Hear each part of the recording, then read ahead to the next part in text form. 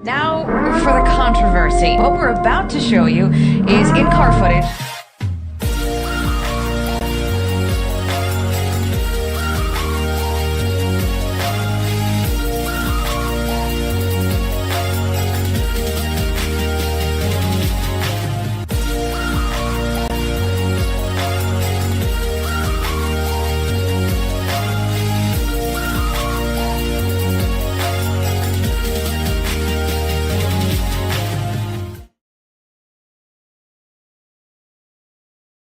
All right. Hello and welcome to episode 128 of the Full Send Half Mast podcast. Tonight, we are going to be talking about this weekend's NASCAR races at Pocono, IMSA this weekend for the 6 hours of Watkins Glen, and IndyCar at Road America for another cinematic masterpiece that only IndyCar can provide. Quite possibly the best racing series on planet Earth. Is pure cinema, and we had another great one this weekend at Road America. Cannot wait to break that race down with you guys, as well as some of the NASCAR races this weekend. Our famous, infamous, however you want to look at it, Driver of the Week and Bonehead of the Week segments, as always, for you guys to vote on after the podcast is up here tonight, as well as point standings in the NASCAR Cup Series as we get closer and closer to the playoffs, IndyCar standings, as we have a little bit of a shakeup in second place with Kirkwood now moving ahead of Pat O'Ward. We'll talk about that, as well as IMSA tightening up with the point standing, especially after this chaotic event for Porsche at Watkins Glen. And then we will preview the ARCA Truck Series doubleheader weekend at Lime Rock Park, which I'm super excited about. I think this is a huge dub for NASCAR, and I'll give you the notable entries as well as my picks for those races. Xfinity and Cup at whatever the hell they want to call this track now. It used to be Atlanta, then it was Trashlanta, Hotlanta. Now it's Echo Park, which I don't understand why you'd want your company to be attached to this garbage can of a racetrack. But I guess they decided to do that, and we will preview that race for you guys this weekend as well. And as well as Formula One is back this weekend at Austria for the Austrian Grand Prix weekend. And lastly, on this podcast, we'll give you our my fantasy lineup picks for this weekend's NASCAR race at Atlanta. And I will give you all the first round picks for the new NASCAR Bracket Challenge. Give you who I predict is going to make it out of Atlanta out of all 16 first round matchups. Maybe a little bit of controversy takes there. I don't know. You can let me know in the comments when we get to that at the end of this week's podcast. All right. Interesting week of racing. Pocono, not one of my favorite tracks. It's kind of been the opposite of what Pocono used to be, in my opinion. Pocono, you tuned in, and without the stage breaks and without all the predetermined strategies, you would have all these weird fuel save strategies and all this craziness, which we saw this weekend at Road America with no stage breaks and no weirdness and predetermined strategies. In an IndyCar race, but I digress. And now Pocono's turned into this track where passing was at a premium before, but now with everything the same, there is no strategy, there is no passing, and it's just overstayed its welcome, I feel like, in NASCAR, especially with the modern way it is going. But Truck Series, Corey Heim, obviously the best truck. We've said it all year long, time and time again. He should have won basically almost every single race this year. I mean, if you didn't watch any Truck Series races and you just had to pick blindly who you think was going to win that weekend, you'd have a pretty good odds if you put Corey Heim, at least of running up front, getting good fantasy points if you had a Truck Series NASCAR fantasy type league. Had another great run, had a flat tire there at the very end of the race, and then Hosen Karsavar ends up jumping that restart. He wasn't the control car, it was actually Lane Riggs on the bottom. He ends up jumping the restart. Complete boneheaded move. I mean, anybody knew that was the rule. I mean, I don't even keep up with it anymore as much as I used to, and I even knew that was the rule, that Hosen Karsavar did not get control car. It became Lane Riggs. Absolutely choked it there. We did have a big wreck in this race, which was pretty interesting. Each one of the races this weekend at Pocono, Xfinity Cup and Truck, either had a wreck in the tunnel turn or exiting the tunnel turn. had a big one. This one involving Ankrum, Rhodes, Enfinger, and Honeycutt. Um, but Lane Riggs, let's talk about Lane Riggs for a little bit. Finally gets a win this year. I would say he's probably been the second, third best driver all season in the Truck Series. I would say Heim, hands down, without a doubt, was the best driver so far. And then you could kind of toss it up between Honeycutt, Riggs, Enfinger, Friesen, and Raja. I mean, I guess you got to throw him in there too. I would say probably Riggs is the best, second best truck all season. Chandler probably third, and then I guess fourth be a debate. Uh, has kind of thrown away a lot of races this year. Has had the best truck at certain times. Maybe threw a couple races away. Maybe made some mistakes, especially if you look back at the race that he ran over Corey Heim at the All Star Weekend at North Wilkesboro. Just some things like that, or maybe ill-timed cautions, or maybe being like the second best car in the series. Maybe Cup guys come in and kind of spoil it for him. Stuff like that has been kind of affecting Lane Riggs this year. I'm glad that he finally got a win. I'm a big believer in Lane Riggs. I think he's got. I mean, you could see it. He's got tons of talent. I think this could be an interesting championship battle down the stretch, especially when we get to the second half of the season. Lane Riggs has proven to turn up the later in the season we've gone, and he's also a lot of his best tracks are in that later half of the season. So that being said, I would say Lane Riggs, Corey Heim. I think it's going to be a great championship battle. If you were to try to pick third and fourth for a championship four contenders in the Truck Series as of now, I mean, I guess it would be kind of a pull a rabbit out of a hat, take a guess, throw a dart at a dartboard. I don't know. I mean, at this point, I mean, Rajah's shown pace, but then he's shown inconsistency. Majeski's been nowhere to be found. Motorsport in general, we've talked about, nowhere to be found. They had one good race. We had to eat a little bit of crow on that, but then they're back to where they were. Friesen's been consistently right there in the top 10. Hasn't been able to finish races. Seems like he's been able to do so recently. Honeycutt still hasn't broken through and got that win yet. Nice trucks have been really fast. I mean, I just don't know who else is going to make it to this championship four. I guess Chandler maybe would be your next best bet to pick out a championship four contender. I don't know. It's gonna be interesting, but I'm glad Riggs finally got a win. Again, the Truck Series race just wasn't as entertaining. I mean, it's just Pocono. It's just Pocono, modern NASCAR Pocono. It's just not with the stage breaks and stage cautions, predetermined strategies. What do you expect? What do you expect? You just don't have the randomness of the race to play out because you know the cautions come in at this lap count. So what do? You plan for that lap count. You pit early or you don't pit at all, and then you run the second stage. You plan it for this lap count. I mean, I just don't understand how people can actually watch the Truck Series with stage racing. It just doesn't work, guys. It never has and it never will work. We're just beating our heads against the wall trying to convince ourselves something is good when it's not. It's not. Stage racing in trucks is stupid. There's no point for it. I mean, the stages are too freaking short, so you got no strategy, and then the final stage is straight up because it's basically a one stop, and you usually get a caution there, so everybody pits under yellow anyway. There's no substance to the Truck Series anymore. It used to be the best series. I think I don't know. It's a toss up between it and the Cup. What's better? I mean, take your pick. It is what it is. I got nothing else to really say about the Truck Series. Corey Heim loses another one, which in unfortunate fashion, and then Lane Riggs finally breaks through, gets his first win. All right, now the next one I want to talk about the Xfinity Series, the Explore the Pocono Mountains 250.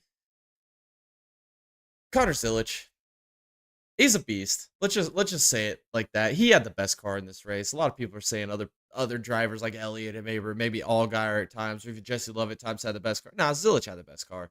He moved through the field. He was the only one making legitimate passes and moving through the field all race long. And Dell Jr. being the crew chief, which is kind of funny. If I'm the crew chief of the 88 has been suspended this week, maybe be looking in the mirror a little bit because you haven't been able to get a win on an oval with Zilisch yet. I mean, you did get the road course win, but you haven't been able to break through and get that oval win for Zilisch. I know a lot of it's on the shoulders of Zilisch because he's made a lot of mistakes, whether it be pit road speeding penalties or picking long lanes on restarts or maybe misexecution on the racetrack or not enough racecraft on these longer distance oval races.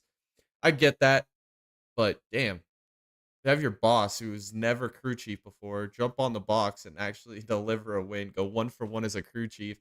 It reminds me of another person I know that's you guys are very familiar with on this YouTube channel. Oh, Tom. Yeah, I think he's 1 for 1 as a crew chief in his crew chiefing career as well. So that's some illustrious group right there. We got Tom and we got Del Jesus, the two 1 for 1 crew chiefs in racing history right there. That's some elite company right there. Oh man. Yeah, I think that crew chief probably be looking over his shoulder for the next couple weeks. I would be. I would be if the boss man has to come and step on the box and be the crew chief. That's funny. Can't make it up, man. This is modern day racing right here, boys. Oh man. Justin Love, he did put up a valiant effort there at the end, but Zilich is just too good, and he has the best race car. I mean, Zilich is a beast, dude. Let's just be honest. Zilich is a beast. Uh, he's fast in whatever type of race car he's gotten into. I mean, whether he's running Trans Am TA2 cars, running Mazda MX-5, running Xfinity cars, LMP2 cars, GT3 cars, GT4 cars. I mean, it doesn't matter. Put him in anything, he's gonna go fast. I mean, I bet you could put him in an IndyCar in 2 weeks at Mid Ohio, and I bet he would have that thing up at the front of the field. I mean, he's just a beast, dude. Just an absolute beast. If Trackhouse re-signs Daniel Suarez next year, that's a crying shame. Crying shame. I'd let him walk. I'd buy him out of his current contract. I'd just run frickin' Zilich for the rest of the year, and then he'd still be eligible for rookie of the year next year. I mean, let's be honest. What has Suarez provided? A race in Atlanta that he didn't actually win, but the 1940s camera technology said that he did. Won a race at Sonoma. He fucking do, man. That was like the year Trackhouse was good on every road course. I mean, Chastain won a road course race that year. What else has Suarez done? He won a race in Mexico City in an Xfinity car. He backed his way into an Xfinity championship when all the leaders got taken out by an idiot that decided to stay out on old tires on a late race restart in a 4 driver 1 race championship format. The guy can't even hold a fucking brake pedal down, guys. Daniel Suarez can't even hold a brake pedal down when he's spinning. And if Trackhouse resigns this guy, they're dumb. Unless Suarez is just absolutely paying out of pocket to keep that ride, I'd dump his ass off the team. I mean, you got something good with SVG. I mean, SVG is going to be winning road course races for the next 5 years. That's a guaranteed playoff spot every year for the next 5 years. Chastain is the face of your franchise. You need the best driver on your team. Can win at any type of track they go to. Championship contender. And then you could bring in Zilich, would be your new rising superstar, a future Cup champion, a future GOAT. I'm just saying. Just gotta talk about it. Alrighty. Let's talk about the Michelin Pilot Challenge Series race for a second. I don't have a lot of talking points for this race. I just want to say Michelin Pilot Challenge is absolute cinema. I mean, sports car racing in general is absolute cinema. We'll talk about that with 6 Hours of the Glen here in a minute. But this race was wild. Absolute freaking wild. The battle for GS, ground sport, was absolutely insane. I think at points you had 12, 14 cars all within a couple seconds of each other, nose to tail through Watkins Glen. That's some damn good racing right there, boys. You NASCAR could never. NASCAR could literally never do that. Ever. I mean, they've tried. They've tried all these different packages. They could never. They could never. And we got what, like eight different manufacturers in that group of 14 cars battling at the front of the field for basically the majority of the race.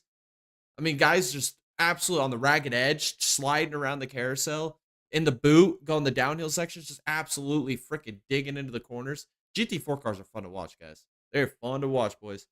I was an entertaining race. There was so much strategic when you do your driver swaps, tires, fuel strategies. I mean, it was absolutely nutty to watch. Especially if you guys have a chance to watch like the last like 30 minutes of that race or the last 20 minutes of it. Absolute cinema, dude.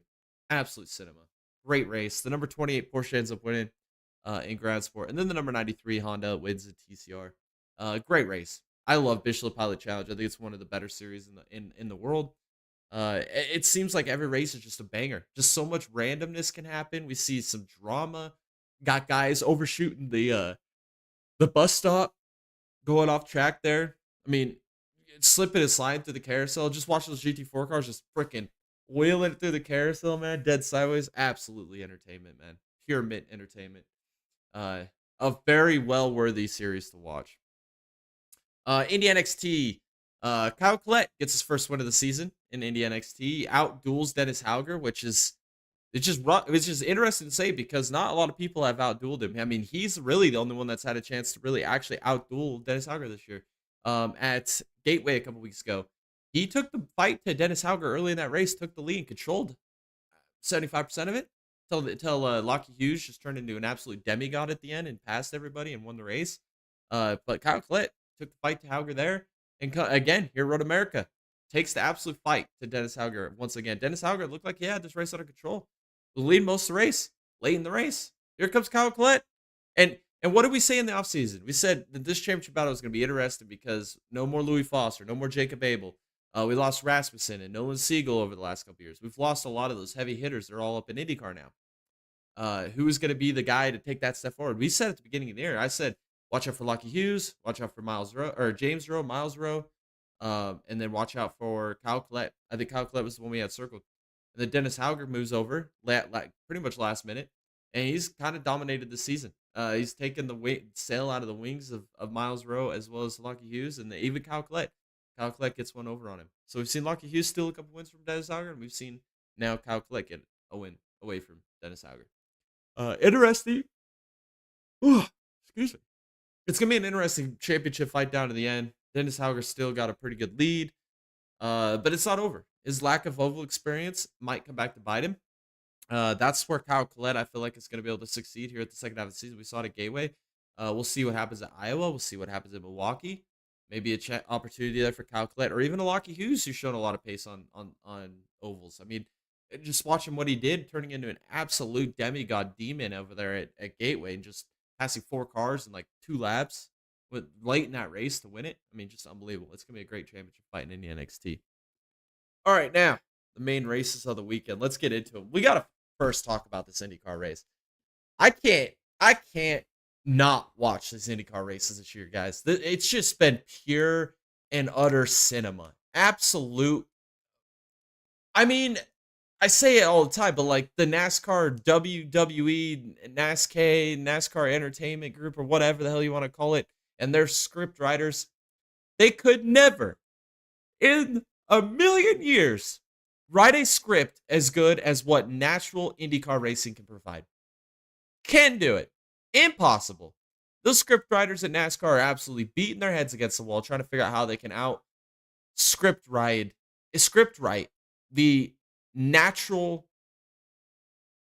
randomness of what an IndyCar event can provide.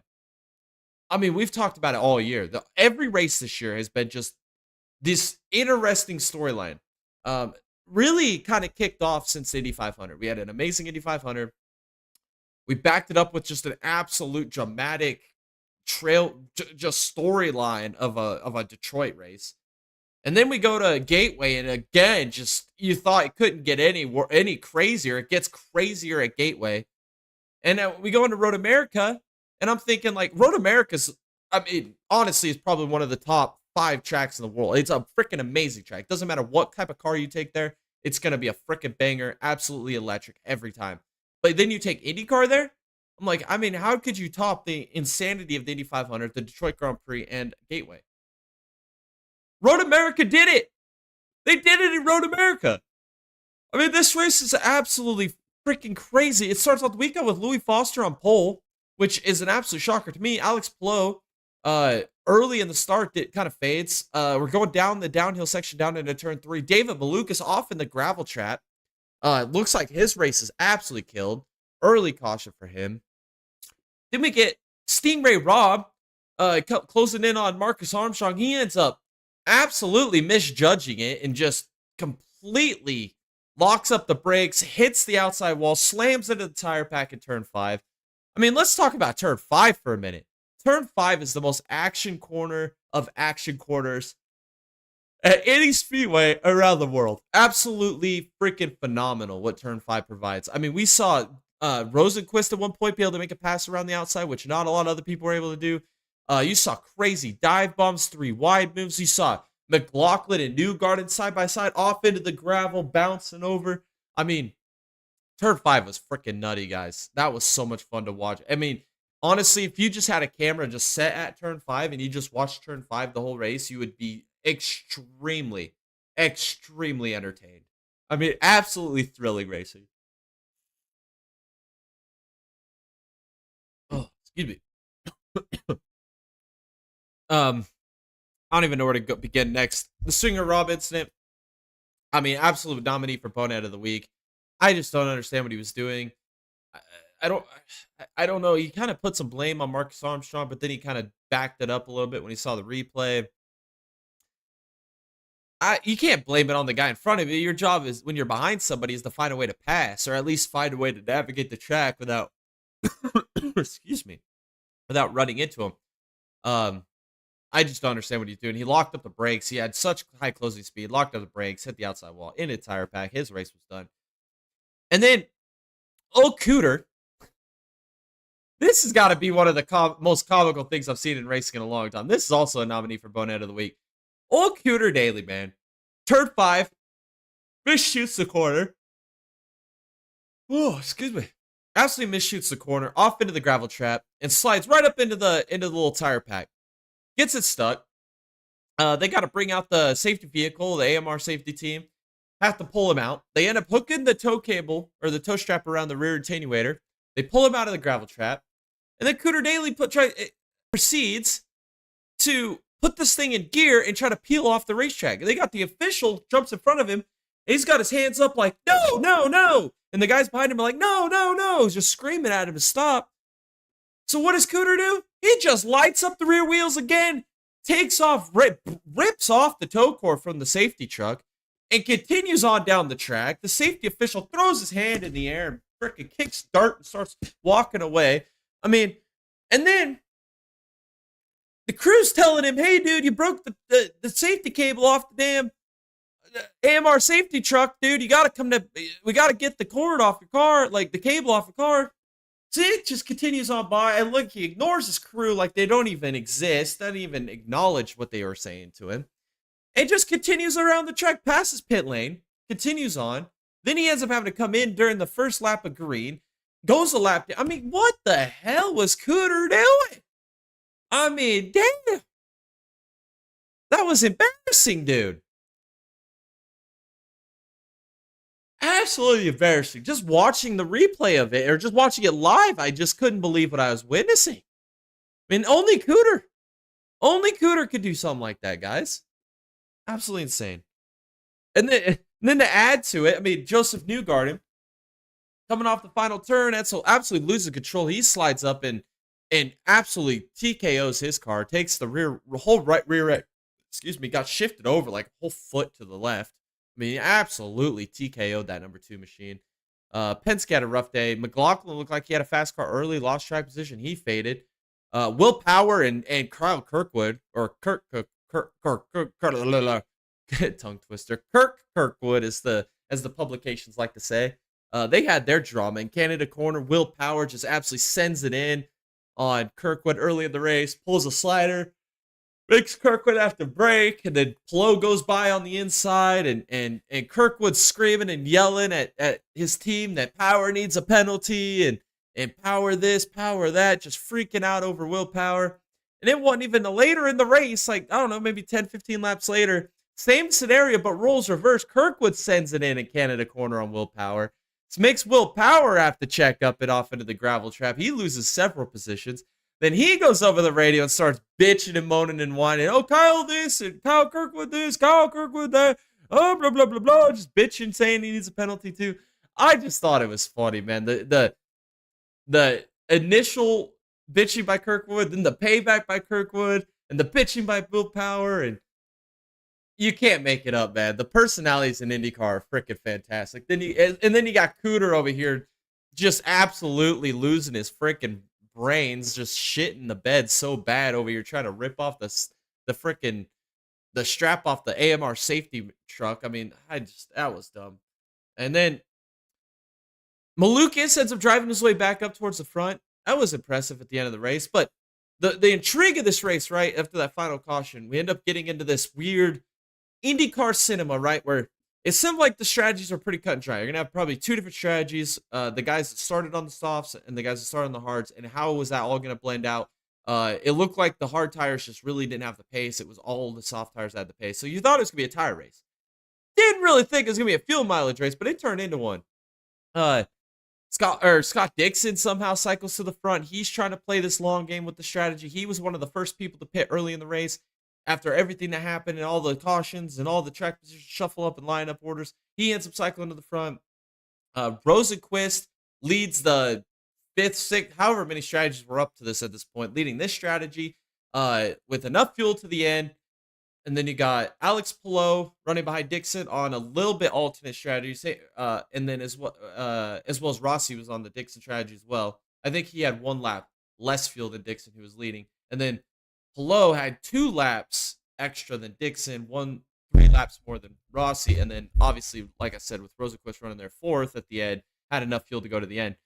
Well, the longest green flag run we saw in last year's race was 14 laps. That's all they could make it on fuel.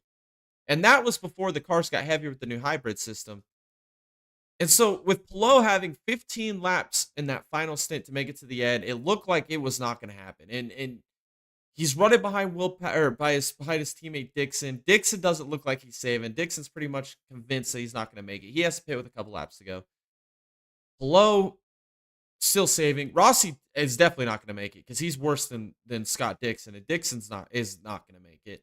And then Rosenquist pushing for all he's worth because he's good to go. He's leading that final strategy with the good to go guys.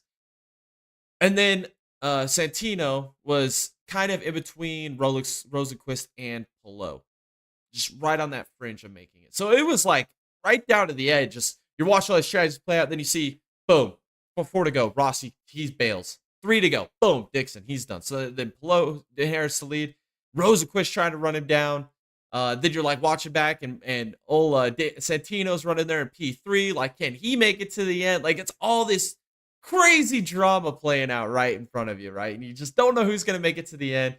And I'm sitting there like, I don't think Palou's going to do it. And it looked like Rosenquist was going to gain because Rosenquist was about 6 seconds back. He got all the way down to, I think, like maybe 2.9, 3 second gap at one point. And then it's like, Palou he's an alien, man. He's a damn alien, bro. He's crazy. He's more unique and rainbow than a freaking AI Bigfoot video, guys. He's insane. I mean, it's crazy what he could do. He had enough fuel saved, and he had enough to do another cooldown lap after the race. Unbelievable performance by Alex Palou. Hello, Palou. Unbelievable, dude. He ends up 6th win of the year. Out of 9 races, we have 2 winners. 6 by Palou, 3 by Kirkwood.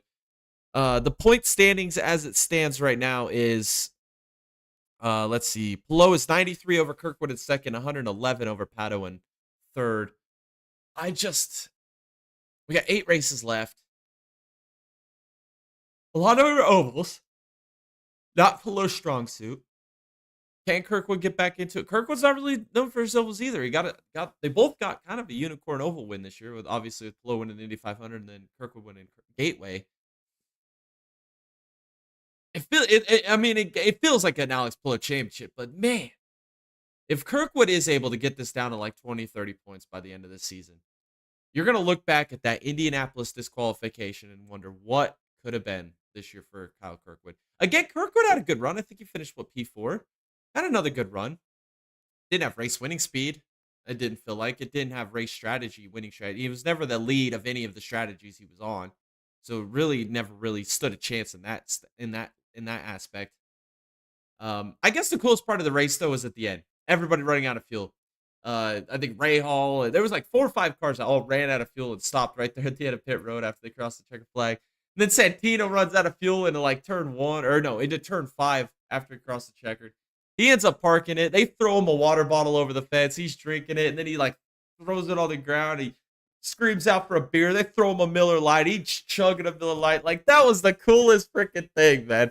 I mean, say what you will about Santino and how much like of a crazy person he is, but him to sit there and drink beer with the fans after running out of fuel there after the race was over on a podium, guys.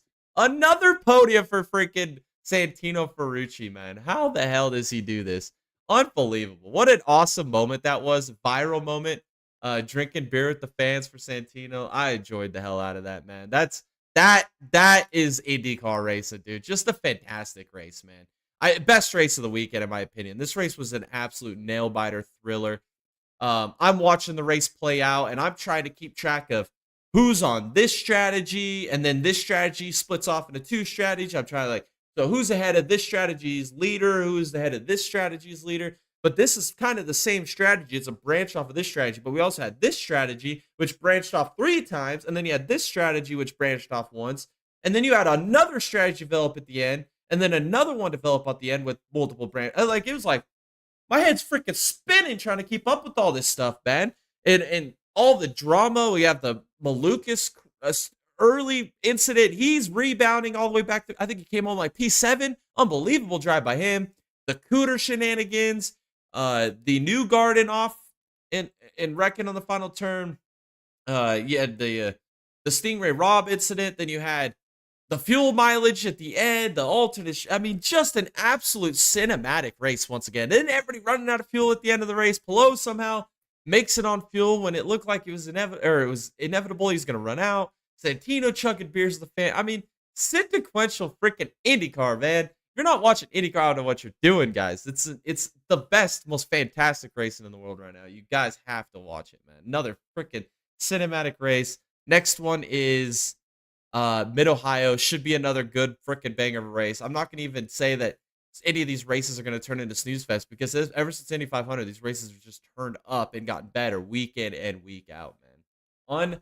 Unfreaking believable. As a race fan, this is what you freaking want to see, man. You want to see fast race car drivers battling with each other extremely hard. You want to see all of these twists and turns in races with strategy, with a little bit of mistakes by drivers, maybe a few wrecks sprinkled in there.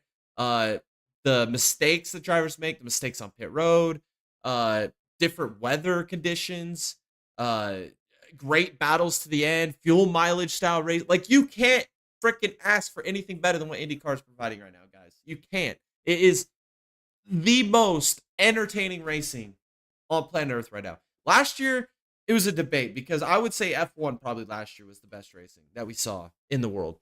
And IMSA, I would say, was probably right there. But IMSA is kind of always just right there. It's just, a sports car race is always good. But Formula One last year was amazing. This year, IndyCar is just absolutely annihilating every other racing series in the world, and it's not even close, and it's super fun to watch. Alrighty. Next, the IMSA series, the Salem, 6 hours of the Glen. It was fun watching the race early. Starts with a little bit of rain early in the race. Really kind of shook it up a little bit. We had a big wreck. And I bet you could guess exactly what class of cars caused this big wreck. It was the LMP2s. We had about 3-4 of them piled up there. And then some GT cars ended up piling in as well. That kind of started a little bit of attrition that we had going on. Poor race for the number 25 BMW. Ends up getting destroyed again. BMW is having a god-awful year, whether that be mistakes by the drivers or god-awful freaking strategy from the pit lane. BMW has had an extremely fast car this year, and they just cannot find a way to find victory lane. And again, it happens to him this weekend. Let's talk about Nick Tandy. Nick Tandy, Matthew Jomine, or Felipe Nasr, excuse me, and Matt Tandy. Or Nick Tandy. They end up starting the season on an absolute freaking heater, man. Absolutely dominating the season. And they have had a rough go with things the last few races, especially in this race. Excuse me. As Nick Tandy just absolutely bins it, man. Absolutely bins the race car. Right now, the number 7 Porsche is not the points leader in IMSA. It's their team car, the number 6 Porsche. And when it looked like the 7 was running away from the championship and didn't think the 6 was going to be able to catch. Well, the 6 has had better runs recently, and now they have a 12-point lead over their team car right now as it stands. Again, another fuel mileage race. We had a late race safety car. We get a little restart with about 3 minutes to go. Action Express's lead. Looks like they're going to win the race. Boom. Out of gas with 2 laps to go. Had to pit. hands the lead over the 93 Acura, and they end up getting the job done. Or no, the number 60 Acura, excuse me. They end up getting the job done. Acura with another win this season. The 93 with the win at Detroit, and now the back-to-back wins with the 60 now at uh, Watkins Glen. So we got two different winners as well in IMSA, or manufacturer winners at least, with Acura and Porsche. The number 22 United ends up winning in LMP2. Great job by them this weekend. A little bit of redemption for maybe the lack of pace they had at Le Mans last week. The number 48 BMW with Paul Miller Racing end up getting the dub. They've had a rough year, especially if you look back at like the Daytona shenanigans with the Corvette. Get a little bit of redemption here and find some victory here in 2025. And then on the final lap, also Jack Hawksworth in the number 12 Lexus Avasti Sullivan team. Looks like they were on pace for victory on the final lap. They run out of fuel. Just absolutely run out of fuel. Race over. End game for them. And the number 27 Aston Martin ends up taking the win. God, it sucks.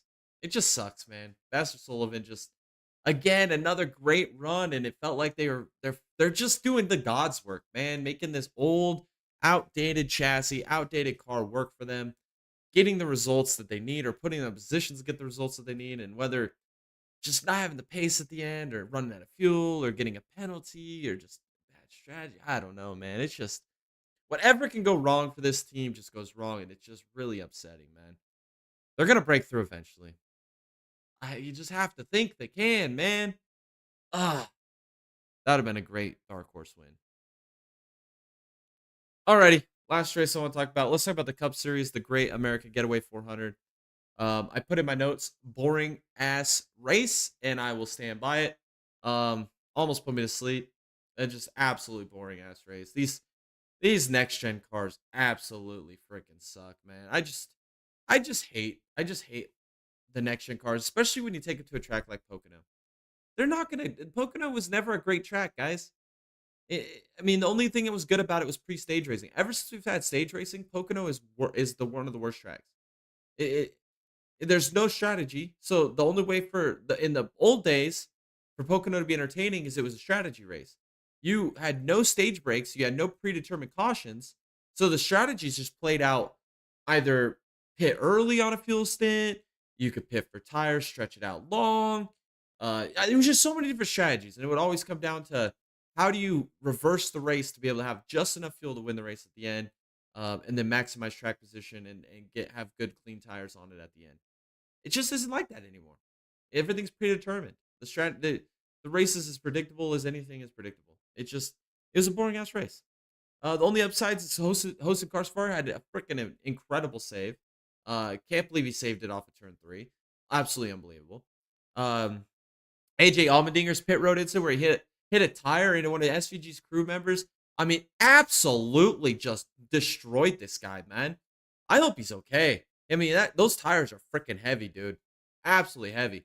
The tire just absolutely bounced right off him. He hit the deck hard, laid there for a second.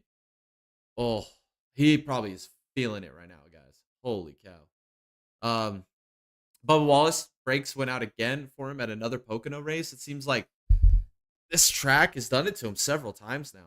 I've seen him have really gnarly wrecks at Pocono with his brake issues. Has another one.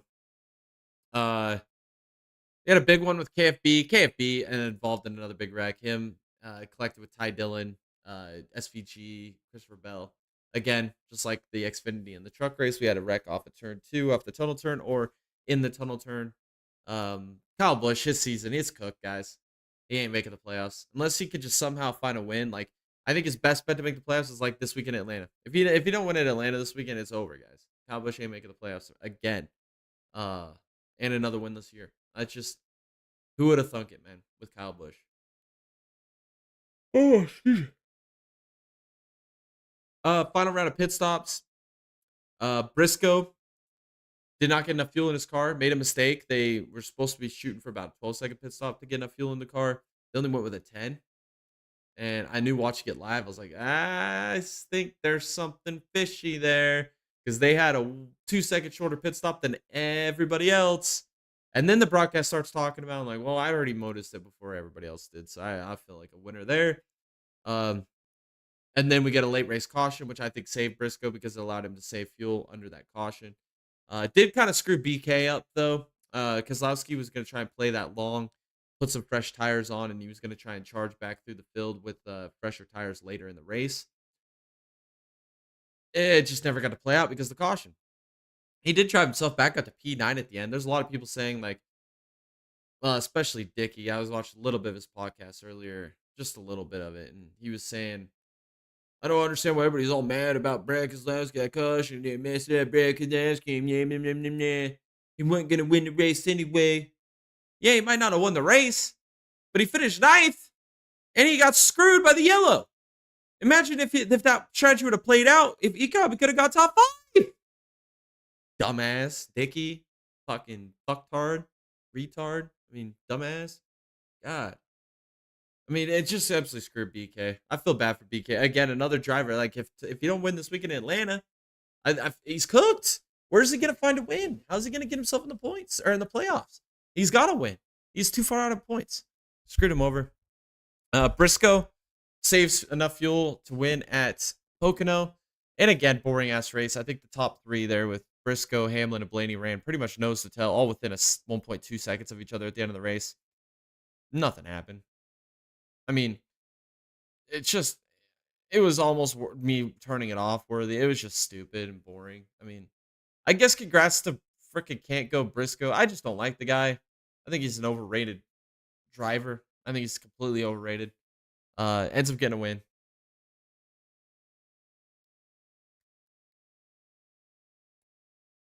And I'm bored. All right. Yeah, that's all I got to say about that. It's just boring ass race. I could sit up here and bitch about the next gen car for another 10 minutes. It just ain't gonna do us any good. Ain't gonna do my mental health any good. So I'll just leave it alone. All right, drivers of the week. I'm gonna nominate Ryan Sieg P5 in the Xfinity Series at Pocono. Great job by him this weekend. Santino Ferrucci with another podium in IndyCar P3. And then John Hunter Nemechek, I think needs a lot of credit. I'm gonna nominate him again with a P6 finish. Deserves a lot of credit this year. Really like since Charlotte. They've been fast. I mean, he had a P6 at Mexico, another P6 here. Charlotte, he ran top 10 most of the race. Michigan, I believe he ran up towards the front. Or no, Michigan, he had a really bad race. I remember that. I nominated his Bonehead of the week. But Nashville, he was up there battling up at the front. His teammate Eric Jones had a good race. Nemechek's really turned his season around. He's having a great go at things here right now. So we'll see if that momentum can continue for him. Boneheads of the week, hosted Carsvar with the restart violation in the Truck Series race on Friday. And then Cooter Daly break up the tow cable on the IndyCar race. Absolutely the funniest moment you can imagine, and only expect that from Cooter. And then Stingray Robb losing control in the IndyCar race as well. Alrighty. The cut line for the Cup Series, let's talk about that for a second. Bubba Wallace currently 11 points above Bowman, who is the cut driver right now. And then Priest is 20 points back in 17th. This is going to be an interesting battle down to the end. I feel like with 11 winners so far, 5 open spots left, and we got 9 races till the playoffs. This is going to get interesting, boys. I think we could have. It looked early in the season like we weren't even going to get up to 8 winners this year, because it was just the same guys winning week in and week out. And now we just getting all this onslaught of new winners recently. I think Hosen could still win a race. Who else up there could win a race? I think Busher could win a race. I don't know. I don't think Elliott or Bowman can win one. I don't think Bubba can win one. Reddick could still win a race. I think Priest with the speed he's got, I think he could win a race. We could have a fluke winner at one of these plate races, We could have a Gilliland win. We could have a McDowell win. I mean, we could have an AJ win at one of these road courses coming. I mean, there's a lot of opportunity for a lot of guys to win some freaking races here soon. It's going to get interesting, boys. That's all I'm going to say. This is going to be an interesting battle down to the end. We could have more than 16 winners. It could come down to points again. And if that's the case, SVG's cooked, because he is the worst in points out of all the guys with wins. So he better hope he wins twice. Alrighty. Let's see. Let's preview the races this weekend. The ARCAs and Truck Series at Lime Rock Park. Xfinity Cup at fucking Atlanta, crappy track.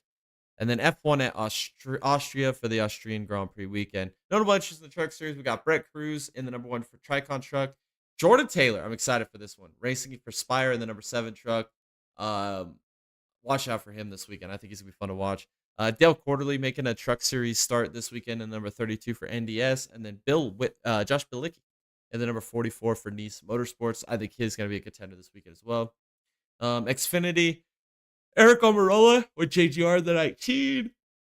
Patrick Starpoli with the number 24 for Sam Hunt Racing. And then Catherine Legg in the number 32 for Jordan Anderson Racing. That'll be at Atlanta. And then in the Cup Series at Atlanta, we got LaJoy in the 01 for Rick Roy Racing in the Penny Mobile.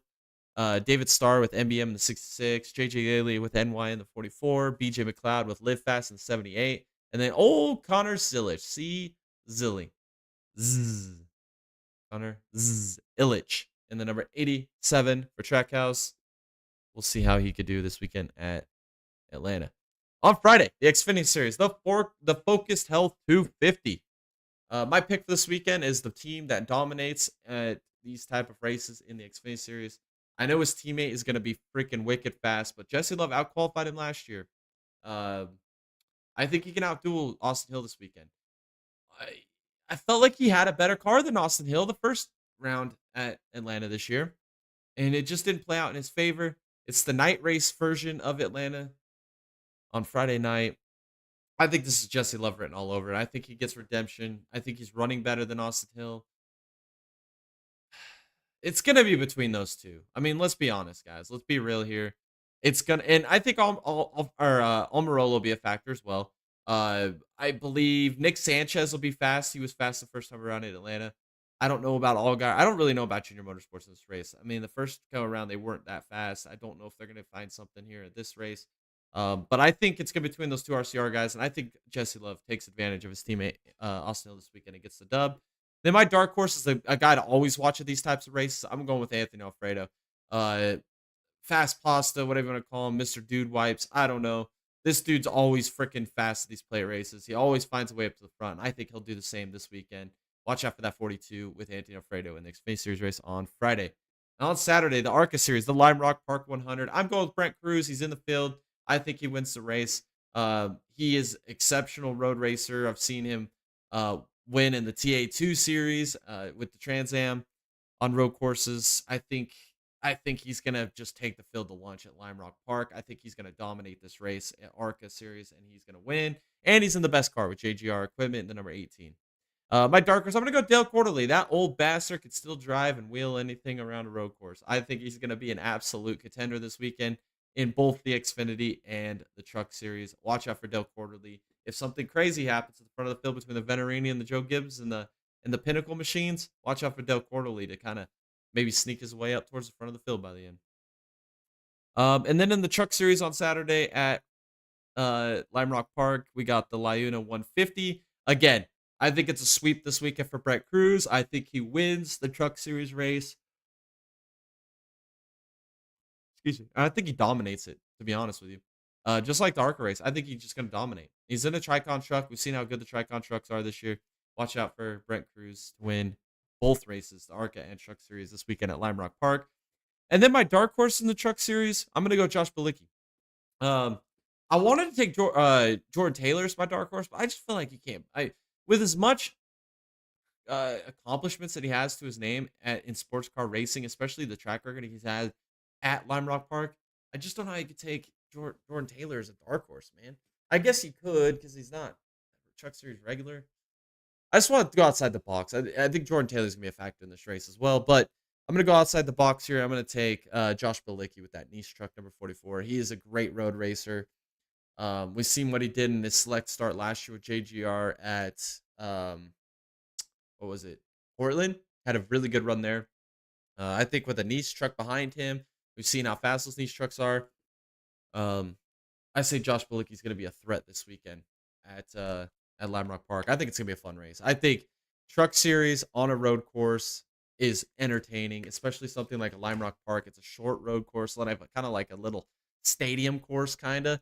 Little bit of elevation changes, really fast, some intricate corners. Uh, those trucks trying to manhandle those big behemoths around that track is going to be an entertaining as hell race. I think it's going to be a lot like a TA2 race. To be honest with you, I think it's going to play out a lot like a TA2 race. It's going to be fun to watch. Probably a lot of beating and banging and running each other over too. It's the truck series. You never know what happens. All right, and then on Saturday, the series nobody cares about at a track that nobody ever should care about or even want to see. That would be the Quaker State 400. I'm gonna go with Cindric to win. He's the best driver in the series at that track. Every time they go there, he's a winning threat. I think he gets redemption for the spring. And then my dark horse, I'm gonna go Todd Gillen. This is a track that he's been close and close several times to winning at. I think this weekend could be the weekend Todd Gillen surprises the world and gets that first win and it will lock him into the playoffs with this stupid win in your in format. You know, we'll see. And then Sunday, Formula One is back, guys. It's back. We had a little bit of a week break there, and now we're back with the Austrian Grand Prix. Now, for my pick, I'm going to go with Piastri, and I'm only going to go with Piastri. Well, not. There's a lot of reasons going with Piastri. Obviously, the best car on the grid. He's the best driver on the best team on the grid right now. I guess is the best way to say it. And until he can't win on a consistent basis, I'm going to continue to take him as my favorite. But the caveat to that is Mercedes has really freaking turned it up as of late. The pace that they showed there in the last round at Canada was absolutely impressive. I don't think that's slowing down. I think Kimi Antonelli is finally starting to figure it out. He's got his feet wet, and now he's got his feet underneath him, and he's showing it on a regular basis. He's had good qualifying runs early in the year, but he would make some mistakes or put himself out of position to win or even a podium. But now getting that podium off of his shoulder and being able to relax, and he showed to himself that he can get a podium, and then seeing his teammate George Russell, who I say all the time is the best B driver in all of motorsports or in Formula One history, because he will always 99% of the time finish where that car should run. If he qualifies third and that car is a third place car, he will finish third. Like, that's just what he does. Last weekend, he qualified in the lead, probably had the best car, maybe the second best car, won the race. That's what you want from a B driver. If you can find George Russell up there running up front, qualifying well like that, Kimi Antonelli is not going to be far behind. I think Mercedes is on a surge right now. I think Mercedes through the summer months is going to be the best team because we always see Ferrari turn up at the end of the year. Always at the end of the year. I think these summer months, just like last year, just like the year before, I think the summer months are Mercedes months. So if it's not Piastri that wins this weekend, watch out for the Mercedes. That's all I'm going to say. Then my dark horse, I'm going to go with Alex Albon. Did not have a great run at Canada. I think that Williams bounces back. I don't know if they quit the development on this car. I don't know if maybe they're behind on development or what the issue is there. Or other teams have just kind of caught up to them a little bit. I think Williams is. It just feels like Williams is like right there. They're just right there on the cusp of like finally getting podiums or finally contending with like Ferrari and Red Bull up at that. Well, I guess they are kind of continuing with Red Bull if you count Yuki Tsunoda or Liam Loserson or Sergio Perez or whoever the hell else they put in that second car. They can't really contend with Verstappen, but nobody really can. But other than that, like I think they could take that step forward to be like right there with the Ferraris, be like that third, fourth best car on the grid, and that's why I'm gonna take Albon this week. I think it's gonna be a great race. Austrian Grand Prix is always freaking entertaining. We saw it last year between what was it between um goodness gracious. Norris and Verstappen. That's where I was trying to go with that. My brain just kind of shut off there for a second. With the drama that we saw between those two, uh, I love Red Bull Ring. I think it's a great freaking track, man. It's so entertaining. I think we're gonna see some outstanding racing this weekend between the Ferraris between the Mercedes and the McLarens. Max Verstappen will be in the mix like always. I mean, Max Verstappen could qualify pole. This is the home race for Red Bull. It'd be insane to see him qualify in pole and be able to withstand the pace of the Mercedes and the McLarens at this point of the season. I just don't see it happening. I think that this is the year for Oscar Piastri to win the world championship, and I think he continues the momentum this weekend. Alrighty. NASCAR fantasy lineup. I'm not gonna do matchups because the matchups are the same as the in-season challenge, so I'll just save the matchups for that part of the set podcast segment. But my fantasy lineup for this weekend, I'm going all three Penske cars. I'm going Cindric. I'm going Blaney. I'm going Logano. I'm gonna throw McDowell in there. I think McDowell is extremely good at this type of racing. Uh, those cars have gotten faster at Spire. Watch out for McDowell this week. I just have a good feeling about it. And then I'm gonna take Brad Keselowski. I feel like this weekend is bust or go home for him. Uh, I'm just looking at races that are left that Keselowski can win, or even KFB can win, and like this is one of those. And it's like I think Keselowski's gonna throw everything and everything at this race. I think he's gonna bring home the checker to the steering wheel this weekend, and I have more faith in him bringing home the checker. To be honest with you, so I'm gonna put him on my lineup. All right, guys, the final segment of this podcast. I saved it for the end, but the NASCAR's in-season challenge, all starting on TNT this weekend. Interesting concept. I kind of like it. I do not like the seeding of this, based upon race results of recent. I think everybody's been saying it right. I think it should be based on points. The highest in points, number one, should be the leader, or the first place in points should be the number one seed, and then 32nd in points should be the 32nd seed, and just lay them in as they are in points. Because we got some weird matchups, interesting matchups, and we got some interesting races. We got Atlanta, Chicago, Sonoma, Indy, and Dover. I mean, those are some interesting tracks to throw in here. I'm not going to do the round by round breakdown all the way through to the end. I mean, I'm sure there's tons of other YouTubers that are doing that right now, and none of them have any fucking idea what they're talking about. They're a bunch of morons, so take them with a grain of salt. Fill out your own bracket. Um, I'm just gonna give you my predictions for this weekend at Atlanta, and then next week I'll come back and give you my predictions for Chicago based upon who advances out of Atlanta. But off of my limited care and or knowledge of what Atlanta is going to bring this weekend, these are my best predictions for all 16 matchups. We got Ty Dillon and Denny Hamlin. I'm going to take Denny Hamlin. Purely off the fact that Denny Hamlin always finds himself at the front. Ty Dillon is a freaking loose cannon. This is a good one. Brad Keselowski versus Kyle Busch. Like I said, Keselowski's balls to the walls, all or nothing this weekend. I feel like Kyle Busch will be too, but Kyle Busch has had a tendency of wrecking a lot recently, and Keselowski hasn't been. So I'm going to take Keselowski. Next one is Logano and Bowman. I'm taking Logano. This is a great track for Logano. Enough said. Next one is Suarez and Bubba. Interesting matchup. So I'm going to take Suarez over Bubba because of the stats that Suarez has at this track. This is his best track statistically in the Cup Series. Ever since New Atlanta's been paid, or whatever, New Echo Atlanta Park, or whatever the fuck they want to call it. I would say Suarez has had the best track record there. That's an easy pick for me there. Next one will be Josh Berry and John Hunter Nemechek. I'm going to take Berry. He's in a Penske car. Enough said. Next is Chastain and Eric Jones. I'm going to take Chastain. I feel like Chastain's an aggressive driver. He's going to find himself at the front of the field by the end of the race. Next is Bell and Recce Roundhouse. Recce Roundhouse is a loose fucking cannon. And he's got a vendetta out for hosting Carsval right now. I think a lot of it's in his head. I'm going to take Bell. And Bell won earlier this year. So that just seems like a no-brainer to me. Next is Lyle Gregson and Can't Go Chase Briscoe. I'm going to take Lyle. Those front row cars, the Fords, they're fast at Atlanta.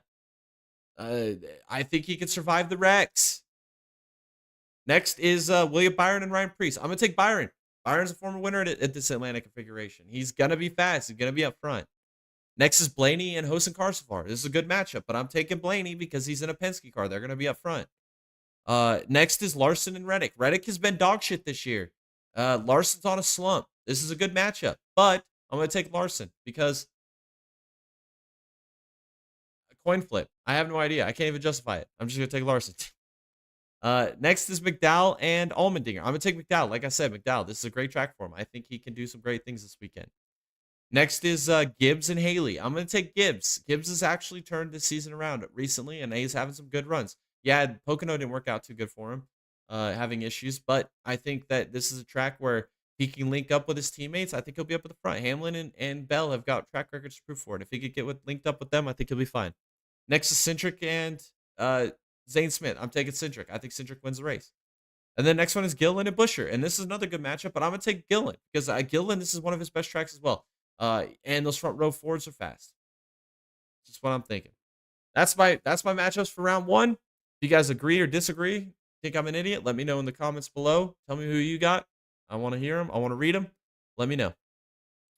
All right, guys, that'll wrap up this week's podcast for episode 128. We'll be back again next Tuesday. We'll recap this weekend's races at Atlanta, as well as the F1 race at Austria and the Truck and ARCA series at Lime Rock Park. Can't wait to come and recap those races with you guys next weekend, and then break down the second round of the in-season tournament as we head to Chicago for the NASCAR Cup Series, which is going to be an absolute freaking cinematic banger, as well as Mid-Ohio for IndyCar next week as well. So it's going to be a good race weekend next weekend. Cannot wait to talk about that with you guys here on this podcast. If you guys want to support our channel, all of our social media links are down in the description below, as well as on the bottom of the screen for you guys to come find us and support us, as well as to stay up to date with everything happening on this YouTube channel. Also, down in the description below is a link to our Discord, the best racing community on the internet. All the news, rumor, drama, fantasy games, whatever it may be, all of it's posted right here on our Discord for every motorsport from around the world. We welcome and appreciate when you guys also comment and post in there and interact with our fine community as well. Become a member of the greatest racing community on the internet. Also, a link below to our merch store where you guys can get you some Dega Boys swag. We got hats, we got sweaters, we got t-shirts, we got coffee mugs, we got bumper stickers, we got anything and everything in between. All those proceeds help us to continue to make bigger and better content for you guys here on YouTube. Another awesome, fun podcast. Thanks for tuning in. Hopefully you guys enjoyed the races this weekend, and you guys enjoy the races this upcoming weekend. Hopefully you guys have a great rest of your week. And this is the Dega Boys signing out on another episode of the Full Set and Pass podcast. Hopefully you guys have a great rest of your week, and we'll catch y'all in the next one.